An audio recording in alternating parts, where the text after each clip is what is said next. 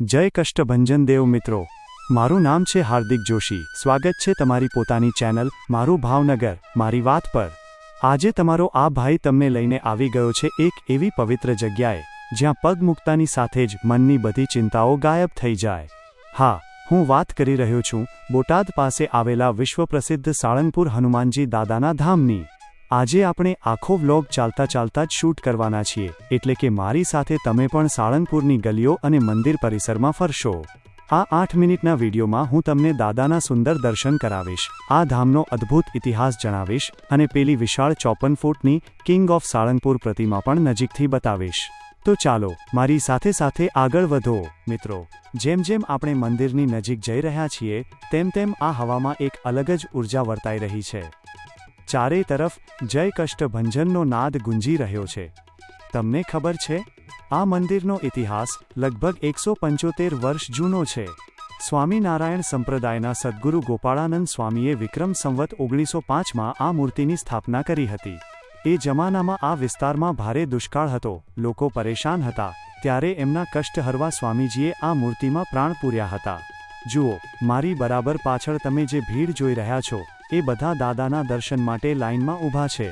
આ મંદિરની સૌથી મોટી ખાસિયત એ છે કે અહીંયા શનિદેવ દાદાના ચરણોમાં સ્ત્રી રૂપે બિરાજમાન છે, એટલે જે લોકોને શનિ નડતો હોય ને એ અહીંયા આવીને દાદાની પૂજા કરે એટલે બધા કષ્ટ પળભરમાં દૂર થઈ જાય। લો મિત્રો, વાતો કરતા કરતા આપણે આવી ગયા છીએ મુખ્ય મંદિરના ભવ્ય પરિસરમાં। આ નજારો જુઓ, કેટલી સુંદર કોતરણી છે। હવે આપણે ધીમે ધીમે ગર્ભગૃહ તરફ આગળ વધીએ। જેમ કેમેરો અંદર જશે તમે બને તો આંખો બંધ કરીને દાદાનું સ્મરણ કરજો। આ જુઓ દાદાનું સિંદૂરી સ્વરૂપ, સોનાના સિંહાસન પર બિરાજમાન હનુમાનજી દાદાના આંખના તેજ જુઓ, એવું લાગે કે હમણાં જ બોલી ઉઠશે। તમે પણ ઘરે બેઠા બેઠા સ્ક્રીન પર જ દાદાને પગે લાગી લો અને કમેન્ટ બોક્સમાં અત્યારે જ જય કષ્ટભંજન દેવ લખી નાખો। અહીં શનિવાર અને મંગળવારે તો એટલી ભીડ હોય છે કે પગ મૂકવાની જગ્યા નથી હોતી, પણ આજે આપણે નસીબદાર છીએ કે દાદાના બહુ સરસ દર્શન થઈ ગયા। ચાલો મિત્રો, મુખ્ય મંદિરના દર્શન તો થઈ ગયા, હવે આપણે જઈએ સાળંગપુરના આજના સમયના સૌથી મોટા આકર્ષણ તરફ। હું જે તરફ ચાલી રહ્યો છું ત્યાંથી જ તમને દાદાનું એક વિરાટ સ્વરૂપ દેખાવાનું શરૂ થઈ જશે। અરે વાહ, જુઓ મિત્રો, આ છે કિંગ ઓફ સાળંગપુર, 54 ફૂટ ઊંચી દાદાની આ પંચધાતુની ભવ્ય પ્રતિમા। જ્યારે તમે આ મૂર્તિની નીચે આવીને ઊભા રહો ને ત્યારે ખરેખર લાગે કે આપણે કોઈ દિવ્ય લોકમાં આવી ગયા છીએ।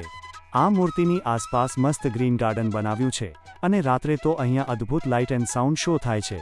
ચાલતા ચાલતા મારો તો થાક જ ગાયબ થઈ ગયો આ નજારો જોઈને। ભોજનાલય તરફ, જે એશિયાના સૌથી આધુનિક ભોજનાલયોમાંનું એક છે। અહીં રોજના હજારો ભક્તો એક પણ રૂપિયો લીધા વગર એકદમ પ્રેમથી ગરમાગરમ પ્રસાદ ગ્રહણ કરે છે। અંદર રસોઈ બનાવવા માટે હાઈટેક ઓટોમેટિક મશીનો વપરાય છે।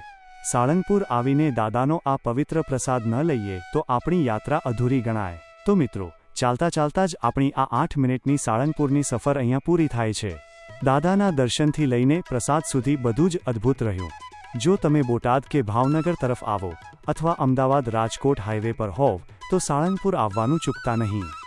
તમને મારો આ ચાલતા ચાલતા બનાવેલો વ્લોગ કેવો લાગ્યો? જો મજા આવી હોય તો વિડીયોને જોરદાર લાઇક કરી દેજો, તમારા મિત્રો અને ફેમિલી વોટ્સએપ ગ્રુપમાં શેર કરજો, જેથી એ લોકો પણ ઘરે બેઠા દર્શન કરી શકે।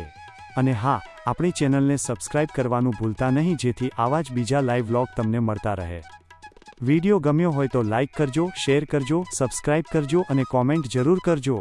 ચાલો ત્યારે ફરી મળીશું કોઈ નવી જગ્યાએ ચાલતા ચાલતા જ। ત્યાં સુધી બધાને જય કષ્ટભંજન દેવ। આવજો।